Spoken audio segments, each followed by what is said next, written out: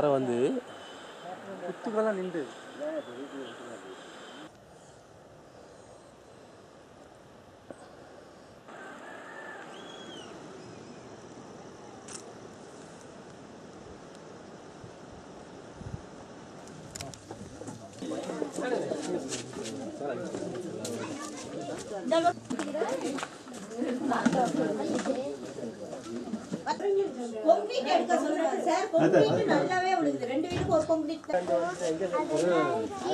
பின்பக்கம் போய் பாருங்க அப்படியே காணும்.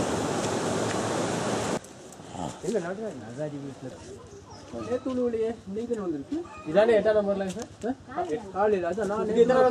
அது சாய சாய இங்க கொட்டி இதோட அப்படியே வரும்னு எதிர்பார்ப்பேன்.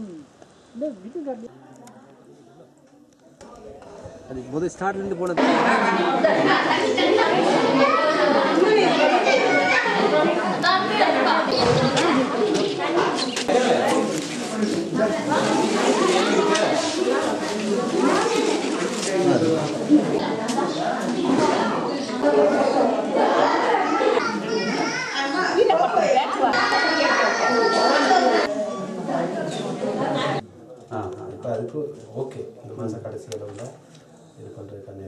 ஏவாட்ட கீழ்பிரிவில் ஓப்பத்தையிலேருந்து மண் சரிவு அபாய மக்கள் எங்களுக்கு 11 வருஷமாக அந்த மண் சரிவு வந்துக்கிட்டே இருக்குது. பெரிய பெரிய கல் பறையெல்லாம் வருது.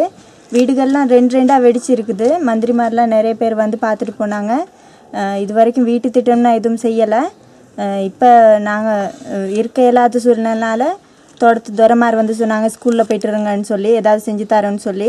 இப்போ ஸ்கூலில் வந்திருக்கிறோம். நாங்கள் எல்லாம் எதிர்பார்க்குறோம் எங்களுக்கு ஒரு காணி கொடுத்து காணியில் ஒரு இருக்க மாதிரி ஒரு சின்ன வீடு கட்டித்தர சொல்லி.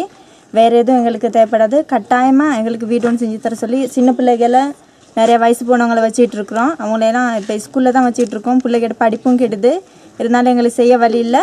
சீக்கிரமாக அரசாங்க அதிபர்கள் சேர்ந்து எங்களுக்கு வீடு ஒன்று கட்டித்தர சொல்லி கேட்டுக்கிறோம். அதாவது நாங்கள் பணிய கணக்கு எல்லோருந்து பேசுகிறோங்க. எங்களுடைய நாங்கள் இருக்க இடம் பெரிய மண் சரிவு அபாய நிலையில் இருக்குது.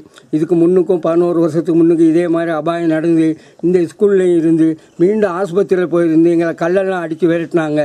அதே போல் இப்போ அதே வீட்டில் தான் இந்த 11 வருஷமாக இருந்து இந்த பையனும் ஒரு பாரிய தூரமான ஒரு பாறை ஒன்று கீழே இறங்கிருச்சு.